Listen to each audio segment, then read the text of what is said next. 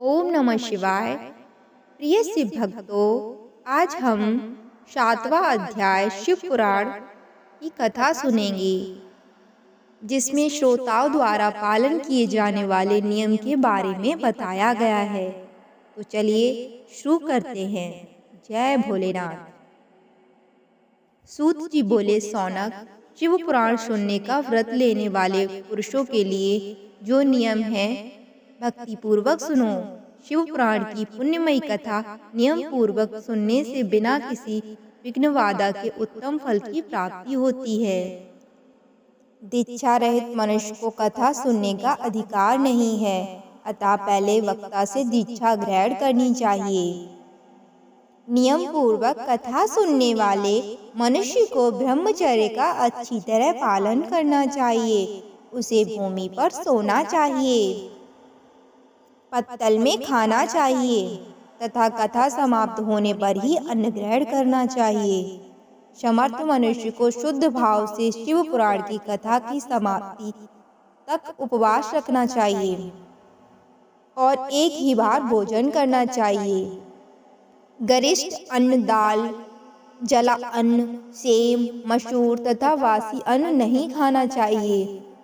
जिसने कथा का व्रत ले रखा हो उसे प्याज, लहसुन, हींग, गाजर, मादक वस्तु तथा आमिष कही जाने वाली वस्तुओं का त्याग कर देना चाहिए। ऐसा मनुष्य प्रतिदिन सत्य, शौच, दया, मौन, सरलता, विनय तथा हार्दिक उदारता आदि सद्गुणों को अपनाए तथा साधु संतों की निंदा का त्याग कर नियम पूर्वक कथा सुने। सकाम मनुष्य इस कथा के प्रभाव से अपनी अभीष्ट कामना प्राप्त करता है तथा निष्काम मोक्ष प्राप्त करता है। सभी स्त्री पुरुष को विधि विधान से शिव पुराण की उत्तम कथा को सुनना चाहिए। महर्षि शिव पुराण की समाप्ति पर श्रोताओं को भक्ति पूर्वक भगवान शिव की पूजा की तरह पुराण पुस्तक की भी पूजा करनी चाहिए तथा इसके पश्चात विधि पूर्वक वक्ता का भी पूजन करना चाहिए। पुस्तक को रखने के लिए नया और सुंदर बस्ता बनाएं। पुस्तक व वक्ता की पूजा के उपरांत वक्ता की सहायता हेतु बुलाए गए पंडितों का भी सत्कार करना चाहिए। कथा में पधारे अन्य ब्राह्मणों को भी अन्न धन का दान दें। गीत, वाद और नृत्य से उत्सव को महान बनाएं। विरक्त मनुष्यों को कथा समाप्ति पर गीता का पाठ करना चाहिए तथा ग्रस्त को श्रवण कर्म की शांति हेतु होम करना चाहिए। होम रुद्र संहिता के श्लोकों द्वारा तथा गायत्री मंत्र के द्वारा करें।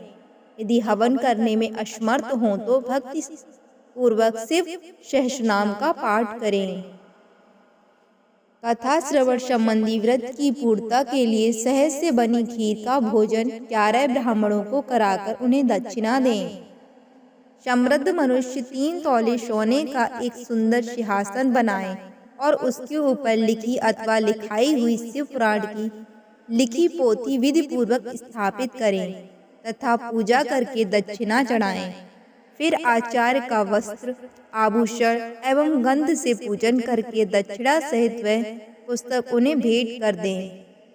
इस पुराण के दान के प्रभाव से भगवान शिव का अनुग्रह पाकर मनुष्य भवबंधन से मुक्त हो जाता है।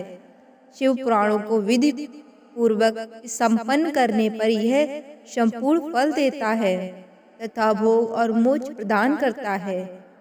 मुनि, शिव पुराण का सारा महात्मा जो संपूर्ण फल देने वाला है, मैंने तुम्हें सुना दिया है।